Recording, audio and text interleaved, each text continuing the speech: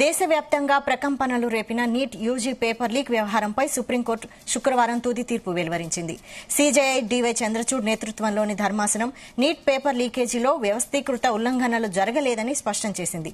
Paper leakage Hazaribagh, పాట్నాలకు మాత్రమే పరిమితమైందని స్పష్టం చేసింది.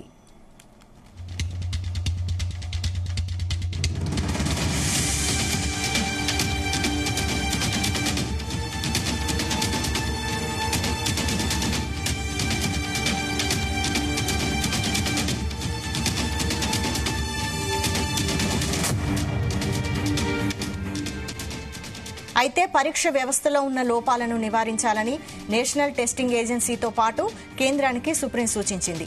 పేపర్ లీకేజ్ ఘటనలు భవిష్యత్తులో పునరావృతం కాకుండా ఉండేందుకు చర్యలు తీసుకోవాలని ఆదేశించింది. కేంద్ర ప్రభుత్వం నియమించిన కమిటీ 2 నెలల్లో నివేదిక ఇవ్వాలని, కమిటీ నివేదిక అమలుపై 2 వారాల్లో సుప్రీంకోర్టుకు కేంద్ర విద్యాశాఖ రిపోర్టు ఇవ్వాలని ఆదేశాలు జారీ చేసింది.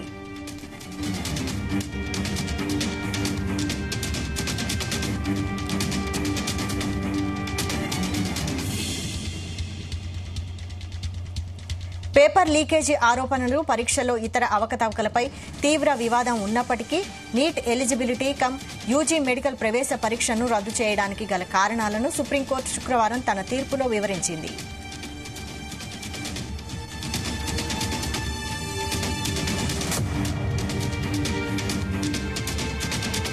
నీట్ లీక్ అంశం దేశవ్యాప్తంగా తీవ్ర దుమారం రేపిన విషయం తెలిసిందే.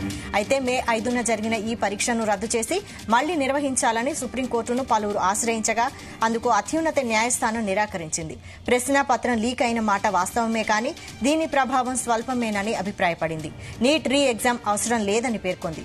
ఈ పిటిషన్లపై నేడు సర్వోన్నత న్యాయస్థానం సమగ్ర తీర్పు వెలువరించింది.